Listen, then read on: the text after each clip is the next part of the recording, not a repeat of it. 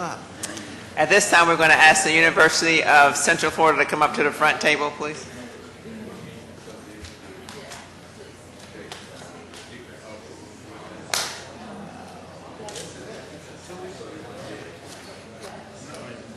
I know that. No place to go. Who do you want me to take?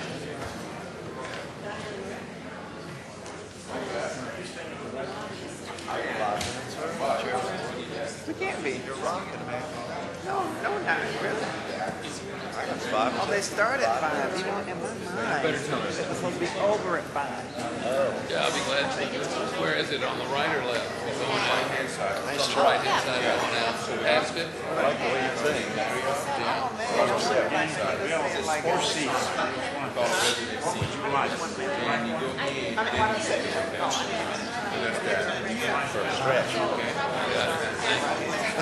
Oh, no. You're in.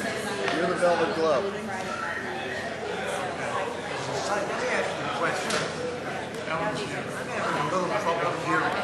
Oh, absolutely. Yeah. You getting through it? Sit. Me too. This is a big show. Yep, right about there. they're not close.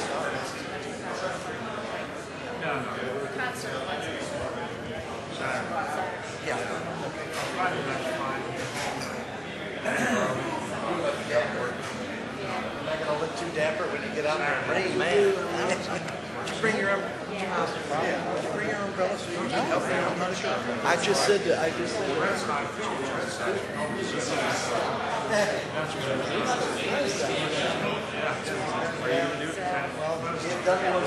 Never think a white suit. I think what the kids are looking like. That's what I know about this. Okay. Staying at the residence.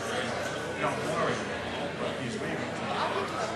Just I didn't know where it is. It's got to be called. Yeah, but I didn't bring the phone.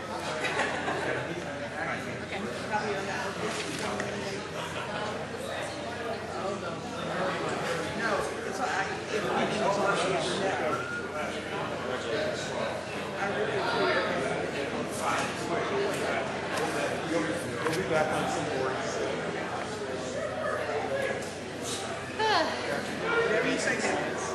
You know, people don't realize that,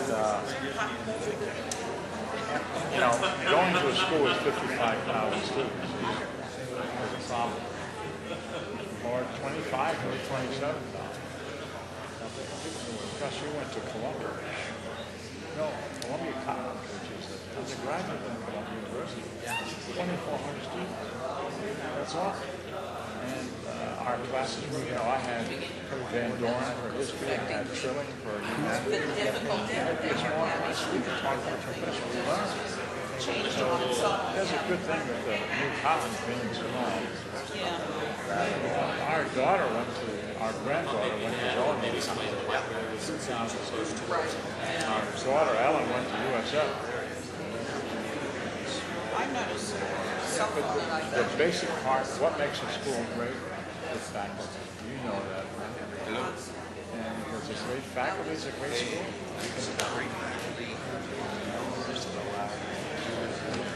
A part of the faculty. Because there's a difference.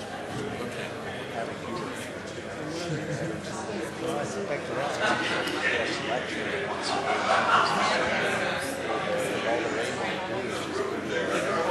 When I went there, 2,400 all male. 3,000 students in Columbia College now. Mostly female. Well, they figured out The world changes, you know. They figured out the right equation. That's the way to do Well, it. there used to be Barnard College now. I went to an all-boys high school. I did too. 1,200 boys. I had 24. I had 440 in my graduating class. Times 3, 1,500. Yeah, that's the way it was. Yeah, we were all boys. It was tough. Hey, but it's tougher with girls because they're smarter. See, my kid and I lived like that. She went to an all-girls Catholic high Yeah, school. yeah. Well, Francis was an all-girls school, the same as I went to all-boys school. In 1929, one school. Only It's fun. but this one, the boys and girls, Either one works. and so they built the training school to give them boys. The girls got the old school. But the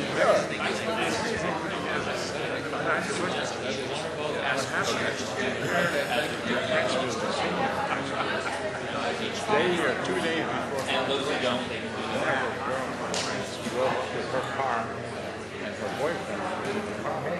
So she got out of the car, strolled over, gave him a little kiss. Actually, they had up mountain. The assistant principal saw it. Carl and gracious to let us take it. Now that school, yeah. So the big difference is now there's one school in Elizabeth, New Jersey, called Elizabeth High School. They have a nursing for nursing mothers. Times have changed. Really had to expel about all of them. Isn't it amazing? Yeah, well, but anyway, Wow. thank you. Time changes. This has been good. Think about it. Think about it. Great. It's great interest in the program. We'll talk about this. You know, it makes them think ahead. It's a great icebreaker. Very good. It's going really well. Oh, I'm sorry, Eva. I'll make them sit down. All right, if everyone would take their seat, please. I think it's Stars of the show are about to I think we go begin. directly to there. He's wonderful. He's made such a Matter huge of fact, they gave commitment. me a map.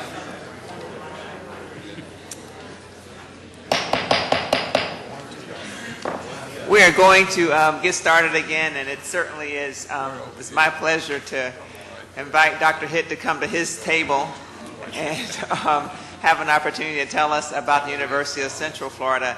I think that we all feel like we're at home because we've been here for so long, Dr. Hitt, and we certainly want to again thank you for your hospitality. And I don't want to prolong this any longer, but we're back tomorrow too, just so you know. It's not over. 3 days, right? Exactly, it's 3 days. And that may get you all the way to 2012. I just want to. Hey, but we have some forms available for you to fill out for homestead exemption. I think you're absolutely right. But with that, Dr. Hitt, please introduce your colleagues at the table and begin with your presentation. Thank you, Madam Chair. To my right, our Provost, Terry Hickey, who is wrapping up 7 years of service and retiring the dirty rat. We're going to miss him a lot, but we really appreciate the great work he's done. To his right, Paige Borden from Institutional Research, and the chair of our Faculty Senate to her right, Dr. Ida Cook.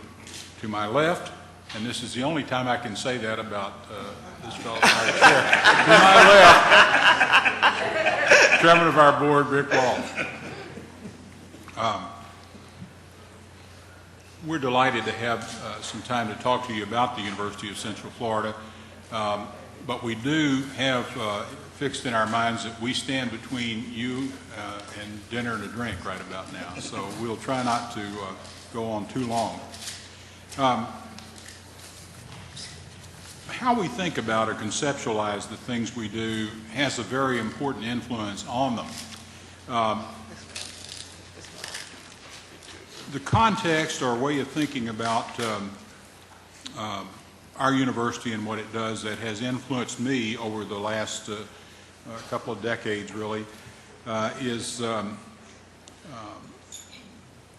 vision of what the land-grant university has created in 1862 and under the Morrill Act would look like had it been created in the late 20th or 21st century.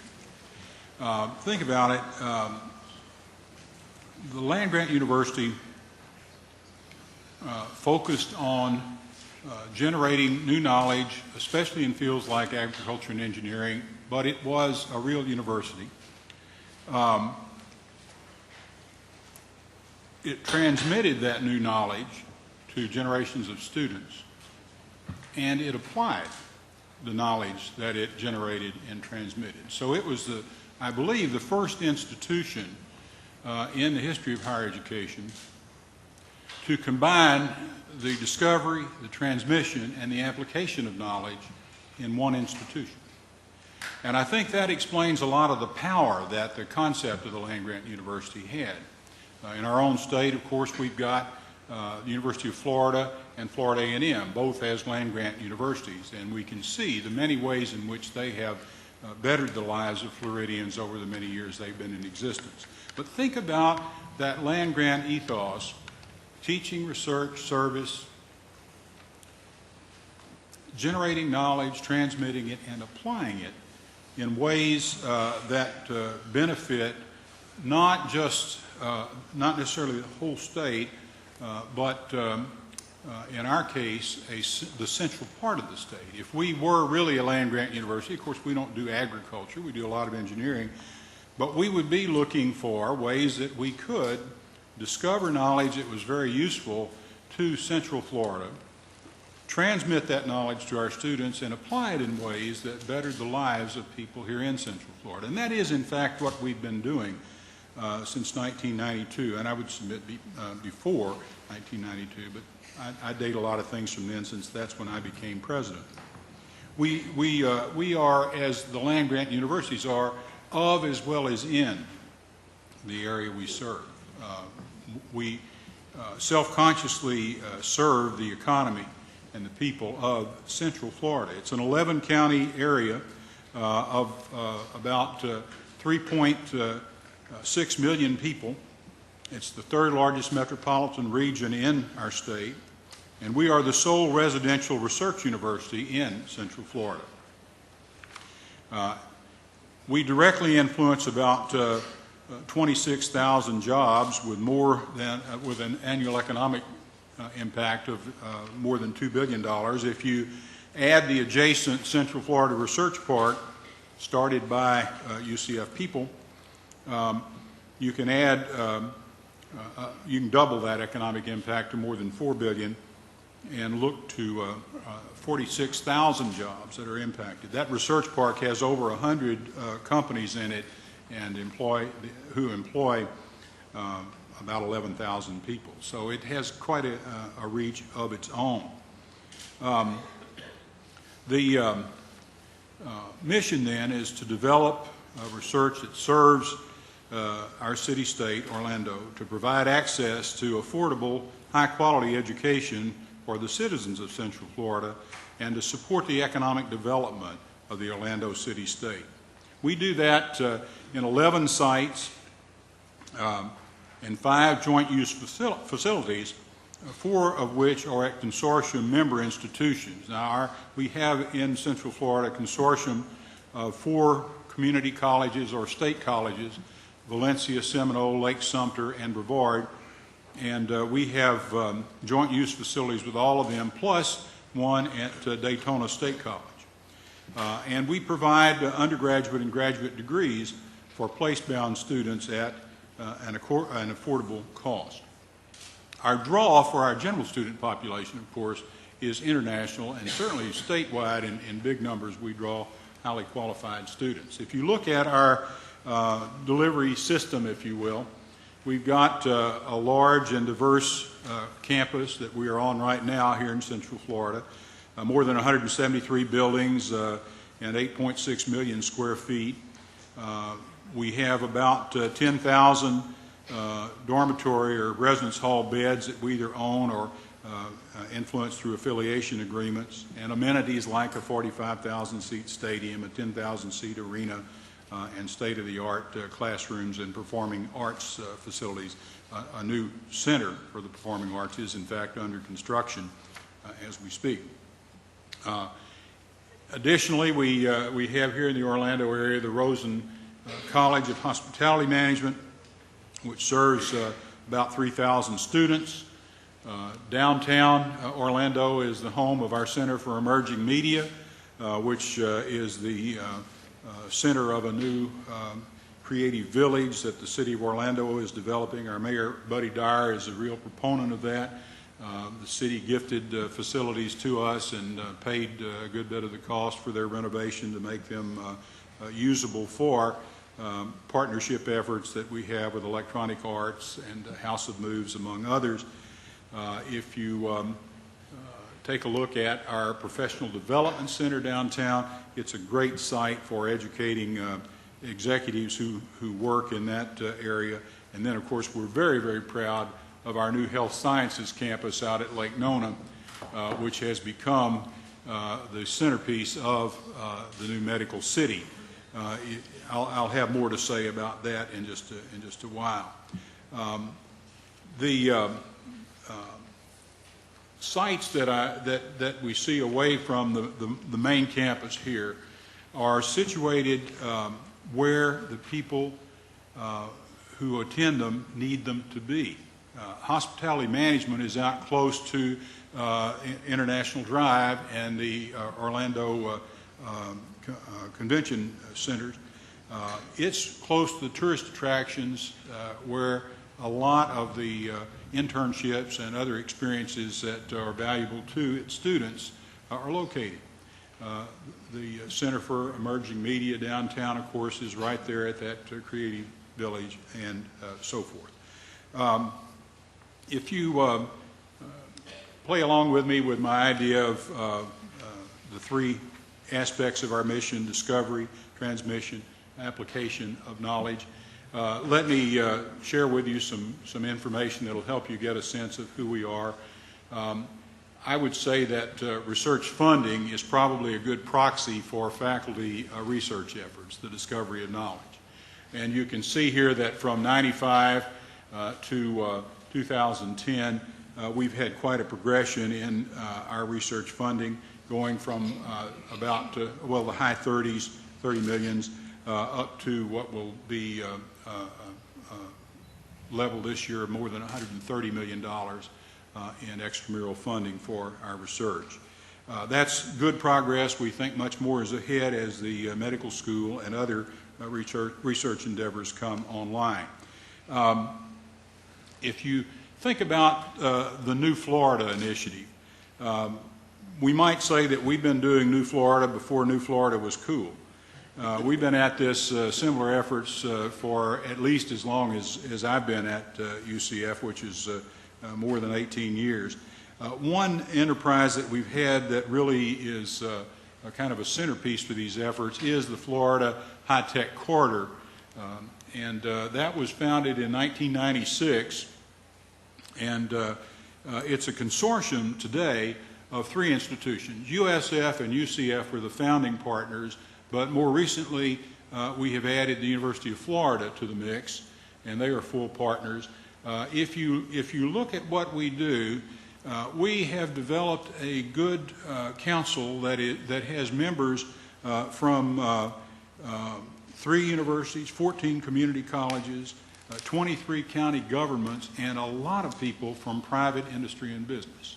And they've got a joint research program that is administered through the university partners that brings together researchers from commercial enterprises, business, and government with university researchers, and there is a joint funding of their efforts. The requirement is that there be a multiple of funding from the commercial enterprise for what the university puts in.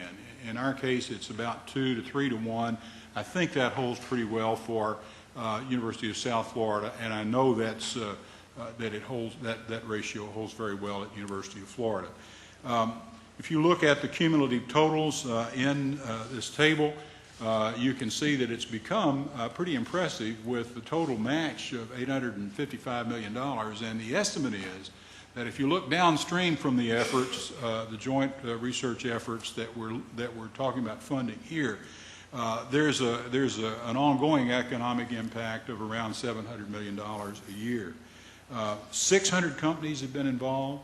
As you can see, more than 1,000 grants have been funded, and it has involved literally hundreds, 300 faculty members, and a great many graduate students who get wonderful experience in working with on research projects that are carried out by members of their faculty, but also with engineers and scientists who come from private enterprise.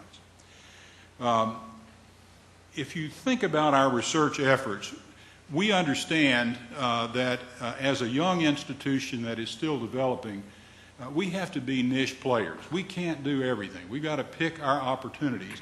And our core strengths have today would center around the biomedical sciences, computer science, energy, engineering broadly defined, and I would say that this really finds its expression with optics and photonics in a very prominent way. We are the Florida Center of Excellence in Optics and Photonics, and that program is probably among the 2 best in the country at this point. We also have a really strong position in simulation and training. In the research park just south of our campus are the commands of the U.S. Army and Navy, where research and development contracts for simulation and training devices and for the armed services are led, and billions of dollars flow through those offices annually. And it really provides a tremendous basis. About 16,000 jobs in Orlando are funded through those efforts, and it's a major component of the high-tech employment base here in Central Florida. If you look at how being willing to focus on areas like simulation and training and optics and photonics has worked out, the IEEE ranked UCF this year as third in the nation in terms of the impact of its patents.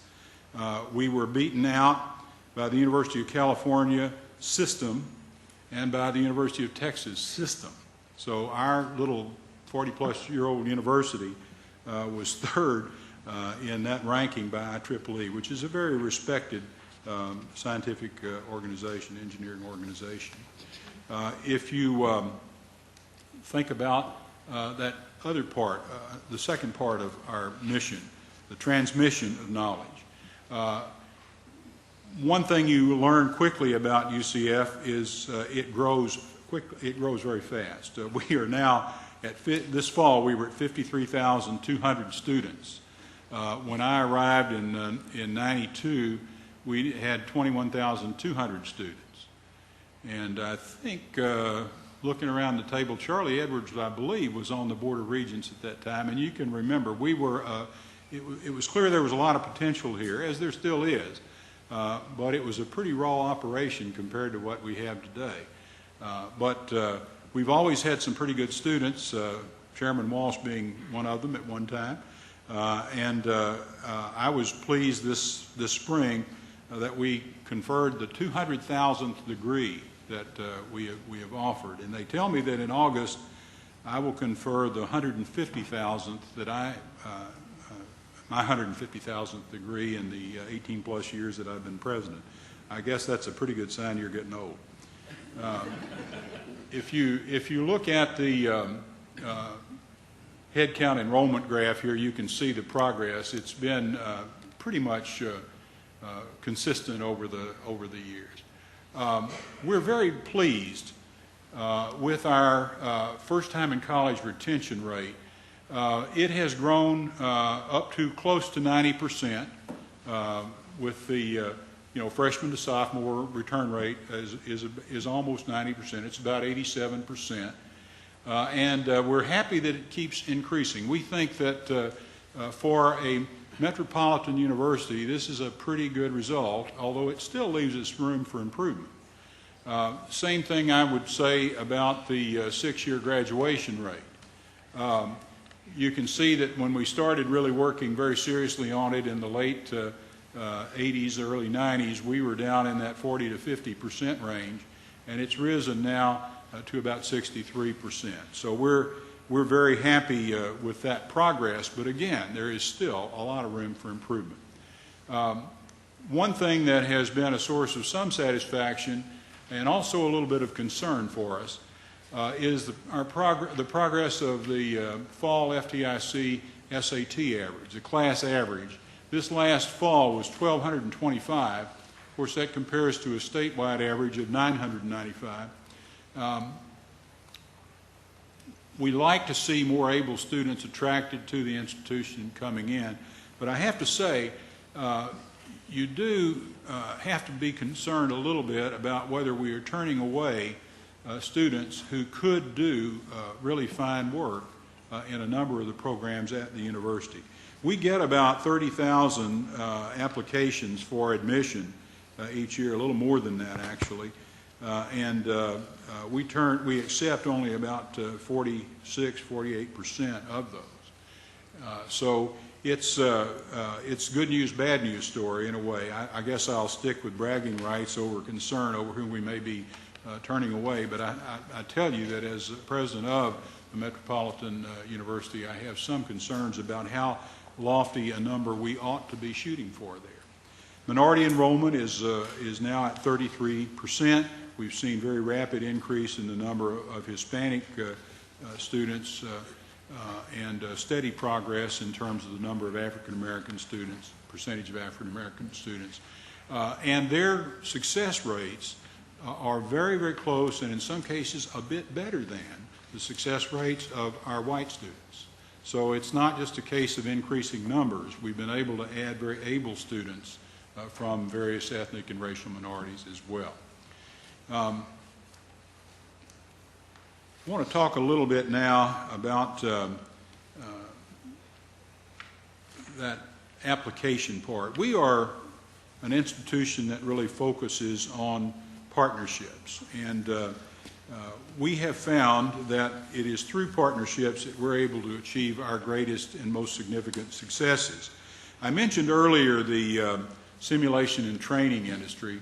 I'll get to the medical city in just a minute here, but I wanted to say a couple of things about the Institute for Simulation and Training, which is our institute that anchors the $2.5 billion local industry that is simulation and training. We count about 16,800 employees in more than 100 Central Florida companies in this industry. That's extremely important. We've worked with the state to get funding for 3 reasonable sized classroom laboratory buildings over in the research park, in which we share space with our military partners. And this has enabled, so far at least, Orlando to withstand efforts to pull away these very important military enterprises. Every time there's a BRAC, doesn't even take a BRAC, every time somebody draws breath, I guess, someone is here trying to steal away the Army, the Navy, the Marines, the smaller Air Force contingent who are here, and take them to Huntsville or the Tidewater area or somewhere. And they usually say, look, we've got unused military facilities, and we'll house them. Well, they're going to have to pay plant operation and maintenance costs wherever they go. So what we've been able to do through the appropriations that we've gotten through the state is say, look, if you'll pay the operating costs here, you can stay in this wonderfully supportive environment where you have the possibility of working so closely with university faculty members, members of the other services, and talented students. And that's been a winning argument so far. But I have to say, it is a very competitive situation. And here's an example where a state university is able to leverage investment in ways that keep a very, very important employment base here in Central Florida. Those jobs are $60,000, $80,000 a year jobs and higher, and so it's a very important thing to keep them. We also have had really great success with our business incubator system. It's been running about 10 years now. We started it with no funding, like we do a lot of things. But we've served 80 clients at 7 sites, and I saw an email earlier today, we're opening an 8th site in Kissimmee. The counties are now vying for these incubator sites, and they're paying the cost of them. So we're not having to bear the cost of opening the additional incubators. But we've created, through the incubators, about 1,650 jobs at an average annual salary of approximately $60,000. We estimate that they're having about a $500 million impact on the local economy. Also in this area of economic development, administered by UCF, Florida's Economic Gardening Pilot Program, Grow Florida, has engaged 94 second-stage companies in its technical assistance program. These companies have the potential to increase sales by $200 million over the next 18 months. And that's a tremendous opportunity for Florida as we struggle to recover from the economic downturn. Now, some of you who've been on the board of governors for a while have probably heard me talk about this slide more, or the information on this slide about all you'd care to, but bear with me just a moment. Those who may be newer to things, we're talking about the development of not just the medical college and the Burnett Biomedical Sciences Center out at Lake Nona. We've now already seen the Burnham Institute come in 5 months after the Board of Governors approved the College of Medicine for us. Burnham announced they were locating their East Coast operation here. Shortly after that, the Veterans Administration announced they'd build a really large and excellent veterans hospital there. It's going up now. The Nemours Foundation decided they would site their new children's hospital for Orlando there. The University of Florida decided that they would build a substantial research facility there, and that was funded in this session of the legislature. And MD Anderson Cancer Affiliate, Florida Orlando Cancer Affiliate, decided to lease space from us in the Burnett Biomedical Sciences building for all of their research efforts until they can build their own facility in Lake Nona. So we've seen the coming together of a number of tremendous assets in this biomedical field in this 700-acre site, part of 7,000 acres at Lake Nona.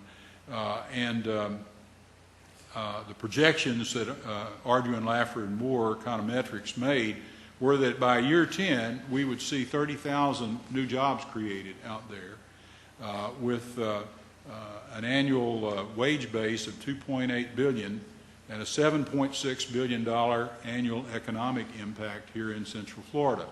Now, I note with some satisfaction they also estimated that the enterprise would generate $459 million in tax revenues. And this all comes out to about a 13-to-1 return for the state on its investments, not just in our medical college, but also in the Burnham, which was substantial. That was a very ambitious program that then Governor Bush pushed through. So these partnerships that we have entered into have, whether they be in simulation and training or optics and photonics or medicine, have enabled us to do things that we could never have done on our own. By finding common interests with partners, whether it's in the biomedical field or optics and photonics or whatever, we're able to bring resources to bear that go well beyond anything we could ever ask you or the legislature to give us, and offer our faculty members and students opportunities that are just first rate. So we think the payoff is really strong for them. I have some of you know Jacob Stewart, who's run our Chamber of Commerce in Orlando for even longer than I've been president at UCF. He's also getting a little older, I think. But Jacob says that you don't do partnerships because they're easier. You do them because they're better. And I would say that is certainly true. It is not easy to do partnerships. But if you can make them work, they really yield great results. I've probably gone on way too long already. I'll turn to Terry Hickey and let him give you some factual information now. I'll move through some of this quickly. I've been following John Hitt and giving talks for 7 years now. And you noticed as he was talking, I was drawing lines through my presentation. That's been the case for 7 years now, so it certainly shouldn't change now. The first of UCF's 5 goals is to provide the best undergraduate education available in Florida. And the President touched on some of the metrics related to this goal. I need to point out that these and other gains are the product of focused investments of time, energy, and resources. And 2 new instructional initiatives as examples were recently featured in the American Association of Colleges and Universities newsletters. One is utilize differential tuition revenues to enhance student success in college algebra. This has been an incredibly successful program and has dramatically increased the success rate of the students.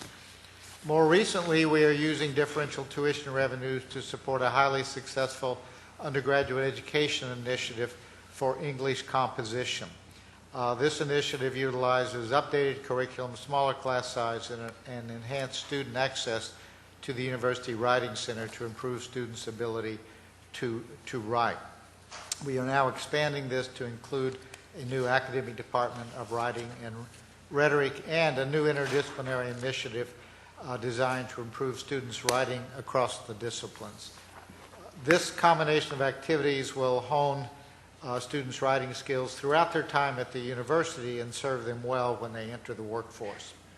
Student engagement contributes to student success. 80% of our undergraduate students complete an improved engagement experience before graduating. Engagement comes in a variety of forms, as shown on the left there. I'll stress the service learning. UCF hosts the largest junior achievement partnership in the world, with students contributing thousands of volunteer hours working with children. Because of our efforts in engagement, UCF was the first institution in Florida to earn the Carnegie Foundation's Curricular Engagement and Outreach and Partnerships classification for community engagement. UCF awarded more than 12,000 degrees this year, with 9,900 of those at the bachelor's level. We feel we have the opportunity, if not the obligation, to meet local and regional needs, providing increased access to education. We offer instruction at a number of sites, and we have a rapidly growing online learning opportunities. Our Direct Connect to UCF program is the most productive 2+2 partnership in the country, with more than 35,000 community college students currently in the pipeline. 24% of all Florida Community College AA graduates enroll at UCF. The President has already talked to you about the economic impact of much of what we do. I should also point out that we are very much dedicated to building world-class graduate and professional degree programs that meet educational, healthcare, and workforce needs of Central Florida and the New Florida Initiative. Not surprisingly, the UCF College of Medicine is a vital element in the future development of this university. We are working to grow our doctoral degree programs in order to provide students opportunities to study and conduct research with our outstanding faculty. And in order to accomplish this, we are providing competitive financial packages and expanding professional and career development. Our growth in master's education is heavily weighted toward the STEM disciplines and the health-related disciplines, and we are using the professional science master's programs as a mechanism to offer more and more education to students in these areas. We have proposed the development of 11 new instructional programs. All of these, for the sake of time, fall in the areas of strategic program emphasis. I won't go through that list now. They are in the program plan. But I want to stress to you that all of these proposed programs will undergo subsequent levels of review, and beyond academic quality, each program will be reviewed with regard to cost, demand, and keeping in mind our changing financial environment. Our undergraduate enrollment continues to grow. We remain committed to access. UCF has become the institution of choice for a growing number of FTIC students, and our Direct Connect program provides access to a rapidly growing number of community college AA transfers. We've remained and continued to grow as a diverse institution. As of fall 2009, minority students make up 35% of UCF's population, and our Black and Hispanic student populations have grown steadily since 1995. In order to serve this expanding population and We have offered a increased number of online courses. Currently, 29 degree programs are offered fully online, and there are 1,100 fully online courses and 1,100 blended courses. The red area in this graph shows the rapid increase in the number of student hours generated by online learning. Currently, 9% of all credit hour production comes from online courses, and our goal is to produce 25% of the university's total credit hour production online by 2012-2013. 19, Pardon? I think it's 19. 19%, and we want to move to 25%. Sorry. Let me quickly talk about the differential tuition. This gives you some of the ways in which we have invested our differential tuition. All differential tuition has been and will continue to be invested in people and programs that serve undergraduate students or in need-based financial aid for undergraduate students. We are requesting the full 7% differential tuition. In fact, differential tuition revenues represent the crucial component to our 5-year budget plan. This plan provides the financial roadmap for how academic colleges can begin to rebuild their ranks of full-time tenured or tenure-track faculty.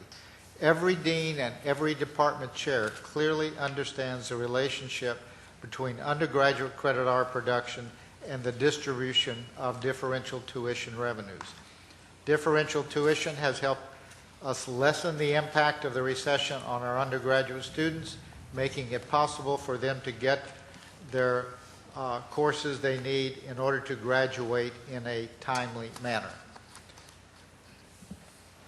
Final slide. Over the last 36 months, UCF state funding was reduced by $80 million, so 28%. Comparable reductions have occurred throughout the state university system, at least in terms of percent reduction. Not surprisingly, we have lost faculty and staff members during these 3 years. We have routinely asked faculty and staff members to do more with less, and they have responded admirably. Faculty members are teaching more courses and larger classes, and staff members are taking on the work of those who have left the university. With the approval of our Board of Trustees, we implemented a 5-year budget recovery plan that guides our use of existing state funds, tuition revenues, and internally held non-recurring reserves as we work through the funding shortfalls of the last several years. It will take at least 5 years for the combination of regular and differential tuition revenues to replace our dependence on non-recurring funds as we work toward replacing our $80 million reduction in state support. When the first state budget reduction occurred in 2007, we immediately adopted a fiscally conservative approach to budget management. That approach allowed us to build the reserve capacity needed to maintain college budgets, using our own non-recurring funds while tuition-derived recurring funds grow. Our use of internal reserves does take into account next year's loss of the non-recurring stimulus funds. This combination of existing state support, growing tuition revenues, and non-recurring reserves is making it possible for us to begin hiring the new faculty and staff members needed to serve our rapidly growing student population and maintain our commitment to access.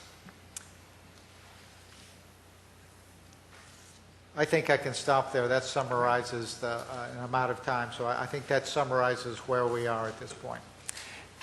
Thank you, Dr. Hickey, and thank you, President Hitt. At this time, I open the floor for questions from members of the board. Governor Hussaini. Dr. Hitt, let me give you a history. I remember when my wife graduated from UCF that they emptied the pool for graduation. I was there.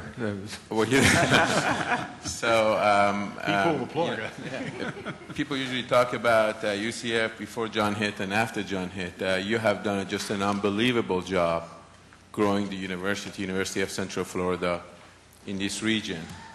You also have a tremendous partnership. You know, you've shown your leadership in bringing the best to the area with partnering with so many institutions and so on and so forth. My question is that, and it's a specific question, and I have talked to you about this, out of the 5 colleges around you, and this goes to the heart of what we have been talking about, the colleges.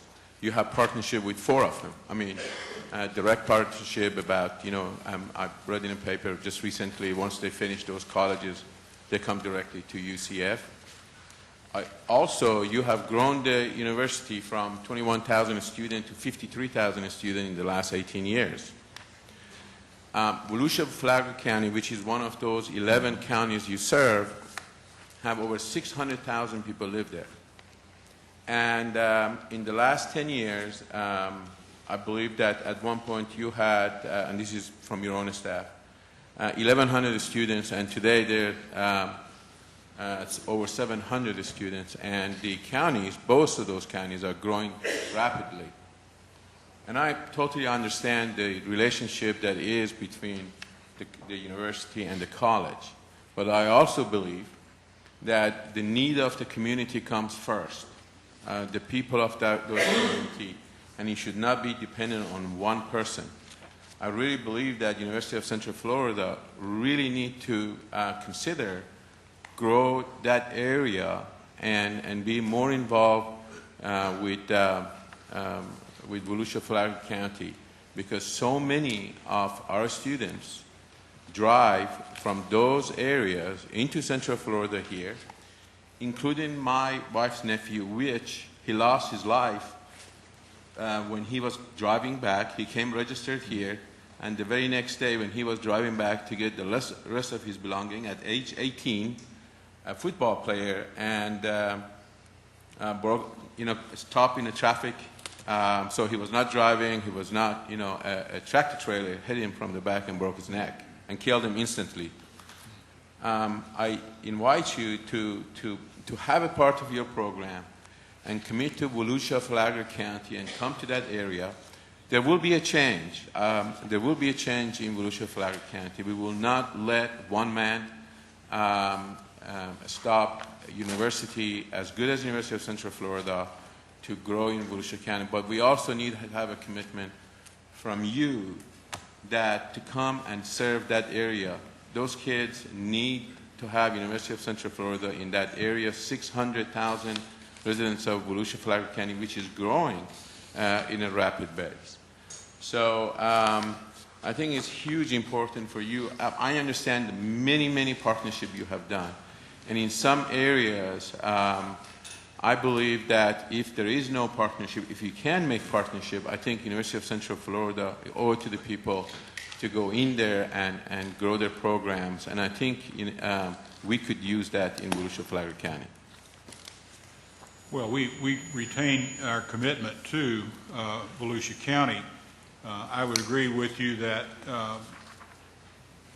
the needs of the community certainly transcend the preferences that I might have or anyone else might have. We ought to find a way to meet the needs of the community, and I will certainly pledge to you that we'll work to do that. Thank you. We might have to change the mechanisms through which we have done it, but I think you know that it hasn't been an easy path for anyone. I understand that. Thank you very much. Governor Franklin. Oh, thank you. The medical cluster in Lake Nona looks amazing. And I'm really interested in knowing what type of support that all the partners involved, including Tavistock Enterprises, has been able to galvanize from the state. I'm also wondering in reference to the projections of the type of resources you're going to need to finish all the projects and to create this area to what I guess all the partners involved want it to be. How close are you actually securing the resources to have the support to finish the project, and how could we possibly help? Well, we're on track. We've been able to stay on track with the funding plan that was adopted by the Board of Governors for not just UCF's program, but also for FIU. So both programs are very, very close to the numbers that were projected several years ago when we started. Obviously, we need to stay with that, fully fund the instructional programs. It would be enormously helpful if we could be persuasive with our friends in the legislature and get them to resume the Curtelis matching gift program. We made a pledge to the Board of Governors at that time that we would really not ask for the buildings that we would construct out there for the medical college to be constructed with PICO money. We went out and got private gifts which haven't been matched. So we're having to finance the shortfall on the match. And I would just encourage you and all of your colleagues on the Board of Governors to not forget about. I know we've made a good argument. There just hadn't been much money there for the legislature to allocate. But we need, for not just for UCF, but for all of the institutions, we need to keep the Cortellis Matching Gift Program high up in our priorities and keep reminding our many friends in the legislature that that is an important priority for us and for the whole state.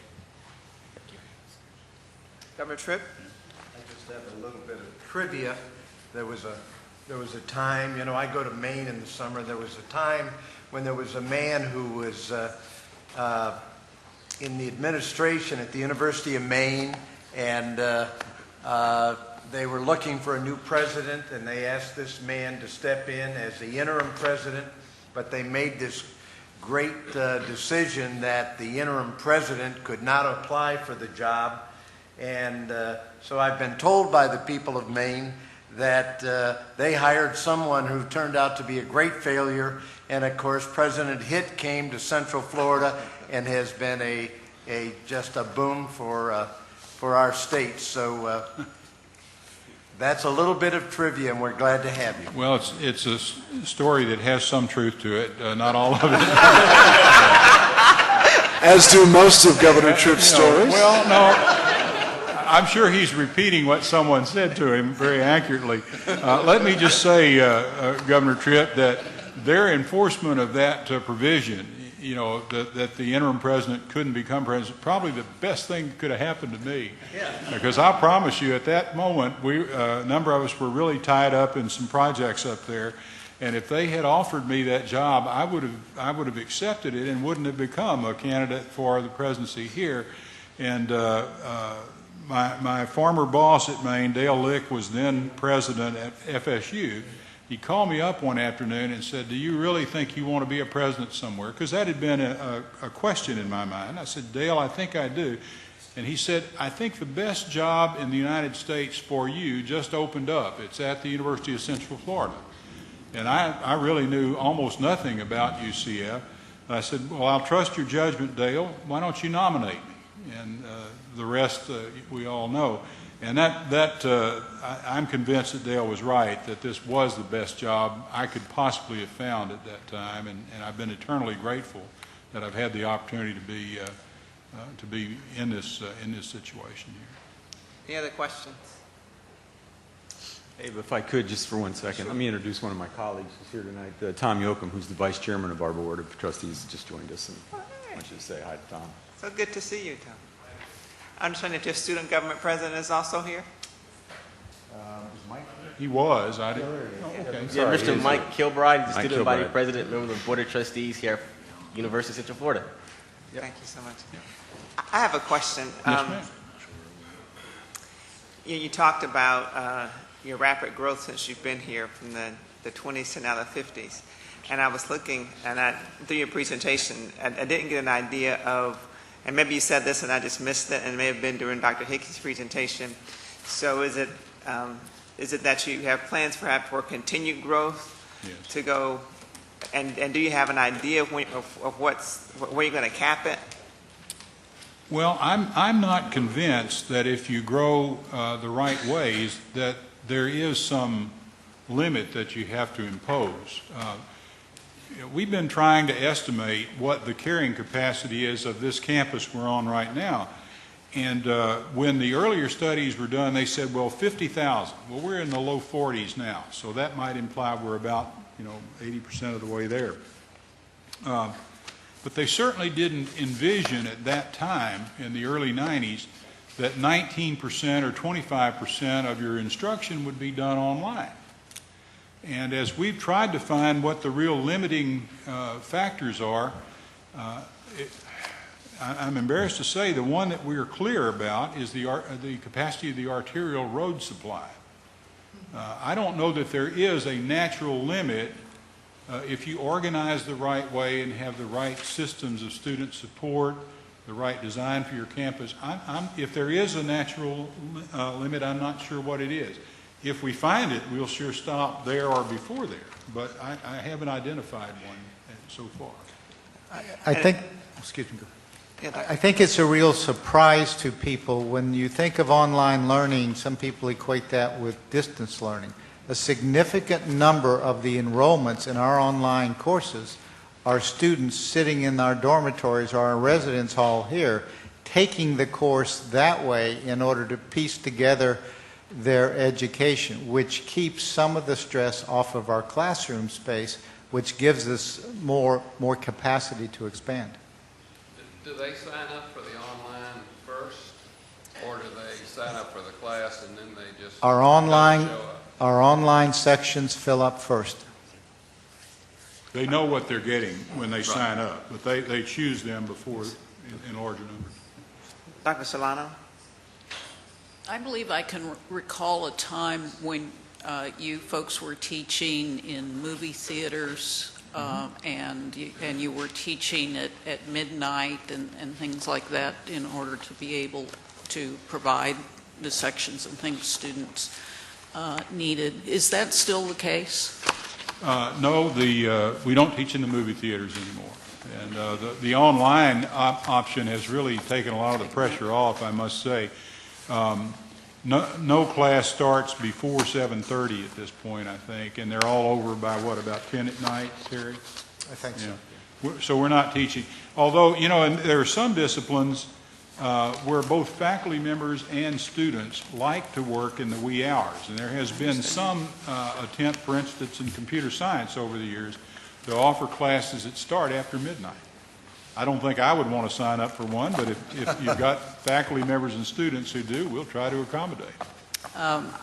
Being the director of the School of Computing, we certainly have people who work way into the wee hours in the labs, but teaching and sitting in a classroom and trying to pay attention is a different thing, and our faculty don't prefer it, and I don't believe that our students do either. But they are willing to sit in a lab or, at their computer hacking away till all hours of the night. The few efforts that were made in this were initiated by the faculty and the students, not by the administration. Governor Martin?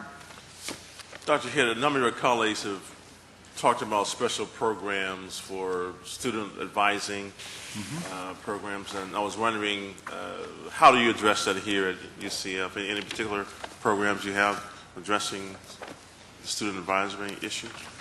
Well, some of our first expenditures of differential tuition were to expand our cadre of advisors.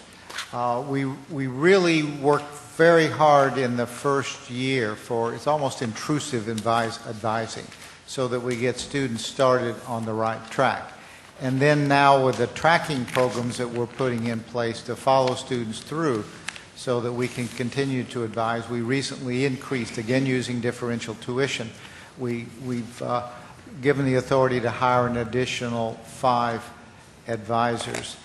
In addition, the Student Development and Enrollment Services has put together a variety of freshman experiences that have contributed to the retention, and now they're moving into sophomore retention efforts as well, and the advisors play a huge role in those programs.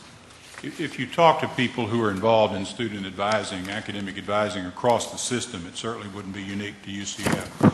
But one of the first things that you're told, just as a grounding experience, is, look, students are not a monolith.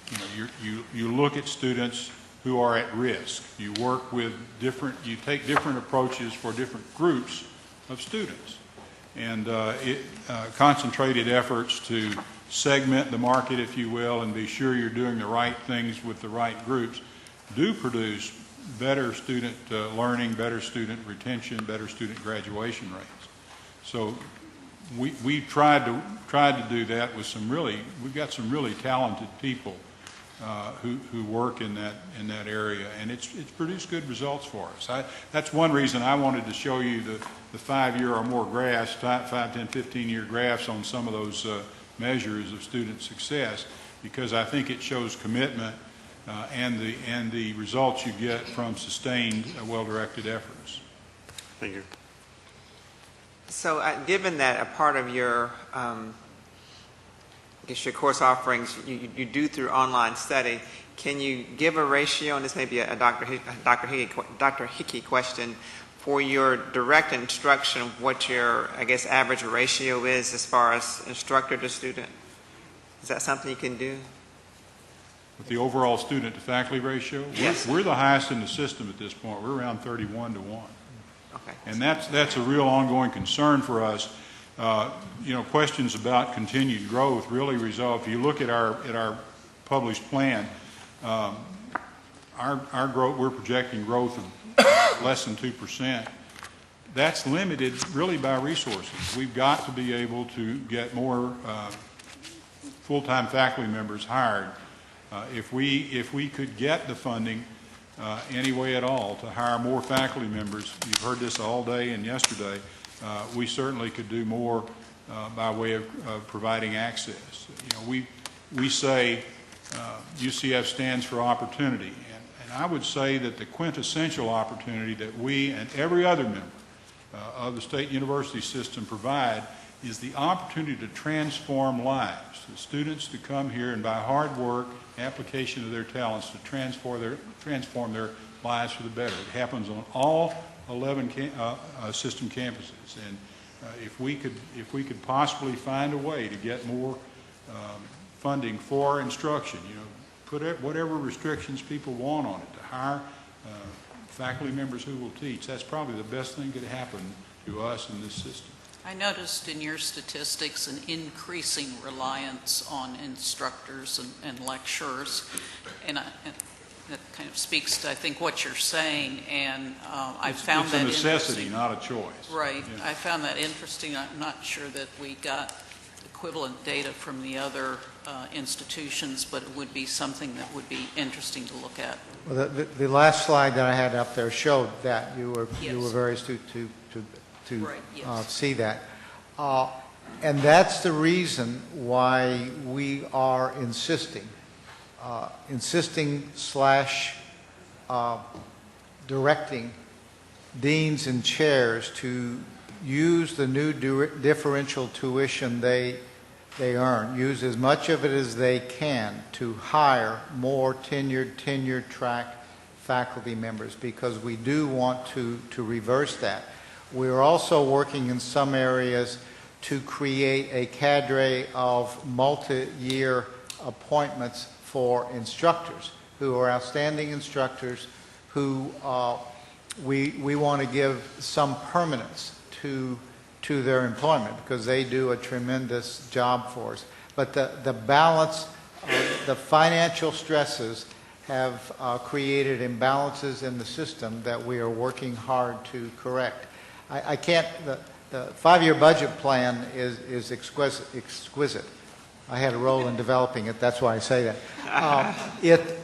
But a key thing is that our ability to maintain college budgets, prop them up using our internal non-recurring reserves, means that as the new tuition revenue comes in, units are free to invest those new revenues in tenure track faculty who are going to teach our undergraduate students. Any further questions? Thank you very much. Thank you.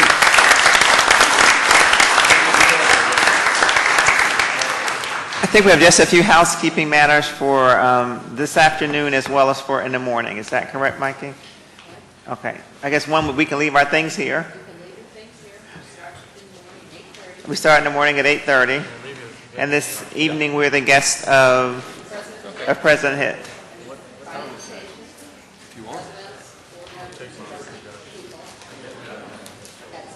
Well, that's everybody in the room. I'll just leave this. So 6:15 is when we start, so we leave from right here. Okay, great. Thank you very much, everyone. But I'll take mine. Is that unbelievable? Like 2 minutes till. We're going, hey, Good job, Elder Glove. Yeah, right. we're Had going enough, right? to the student center or the, I've got the it's map. the alumni. Alumni center. I think it's Alumni Center. Yeah. I do. Practice if you want to practice I tonight. do know where it is.